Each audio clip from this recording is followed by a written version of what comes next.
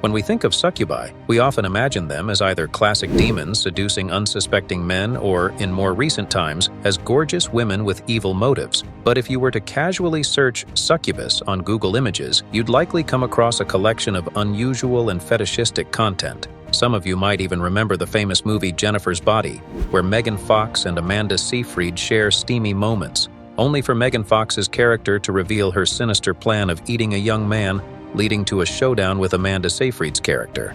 Yeah, that's a succubus. But what exactly are these, and where do they originate from?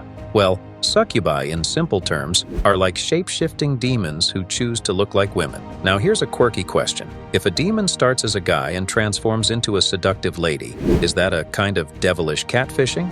Food for thought, right? Well, succubi have their roots in medieval tales and legends. According to these old stories, once a demon takes on its female form, it slips into a person's dreams to, well, get a bit intimate. Now, you might wonder, what's in it for the succubus? It seems like an odd hobby, right? But there's more to it. People have come up with various theories about why succubi do what they do.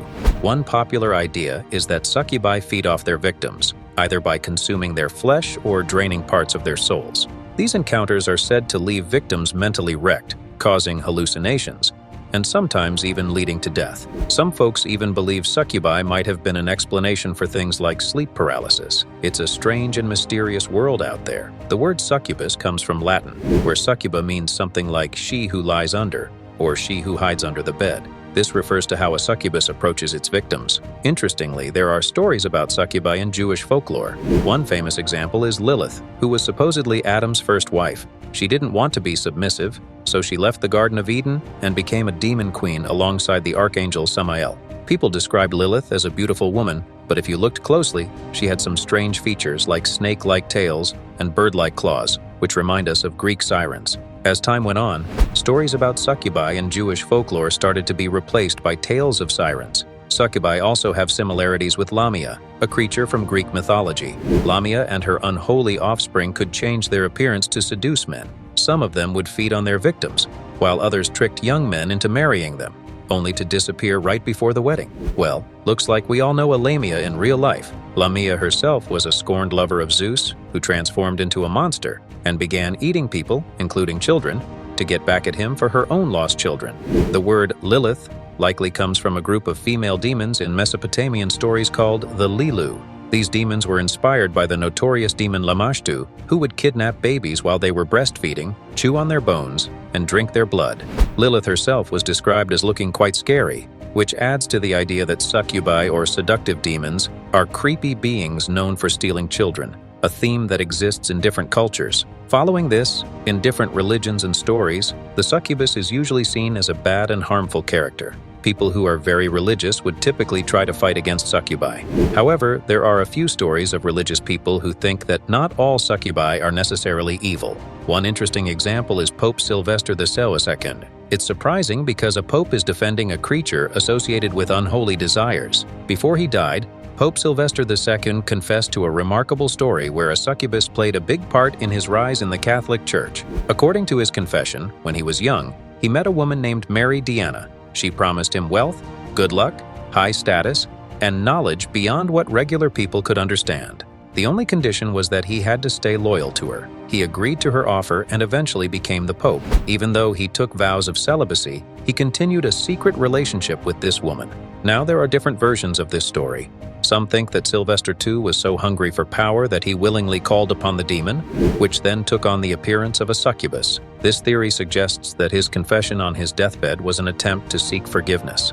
On the other hand, some believe that he genuinely fell in love and decided to put his love for the woman above his religious duties. This perspective makes the succubus seem more positive. Whether this tale is about a power-hungry pope or a pope who truly loved a succubus is a mystery that we may never fully understand. Back in 1487, there's also an interesting story involving the Catholic Church and a man named Hinrich Kramer. Kramer wrote a book called the Malleus Maleficarum, also known as the Hammer of Witches, during the 15th century. This book talked a lot about demons, but it did more than that. It called for getting rid of witches, something the church didn't approve of. Kramer used to be a clergyman, but his book was criticized because it didn't match what the Catholic Church believed about demons. The church and some German universities said the book contained illegal or unethical ideas. Despite this, the Malleus Maleficarum became really popular and sold a lot of copies for the next 200 years, second only to the Bible. Now let's talk about why Kramer's work is interesting. In his book, he had a strange idea about succubi. According to him, a succubus would have relations with men to collect their sperm, which she would then give to an incubus. The incubus would then use this sperm to make a human woman pregnant. This was his way of explaining how demons could have children even though they can't reproduce like humans. He also said that children conceived this way were more likely to be influenced or possessed by demons. Whether you believe in Kramer's idea or not is your choice, but the concept of a female demon taking a man's sperm and giving it to another demon to make a woman pregnant is really strange. And if we put aside the scientific problems with Kramer's thinking, it makes you wonder what these other demons would do with the sperm. Do they change it into demon sperm? Well, maybe we shouldn't think too much about this odd theory. Kramer's work didn't just have this weird idea about demon reproduction. It also made people go crazy during the witch trials back then. Women who tried to charm men were accused of being undercover succubi, and those who got pregnant without being married were thought to be carrying the babies of an incubus. It's safe to say that this time wasn't the best period for civilized behavior. Now, if we fast forward to today, our view of succubi has changed a lot. When you hear the word, you probably don't think of scary demons. Instead, you might picture a beautiful, enchanting woman with perfect skin, flowing hair, and eyes that could make you give up your soul willingly. Today, when we think about succubi, we usually picture them as attractive and seductive women. This is quite different from how people used to imagine them as scary demons with scales, horns, and wings.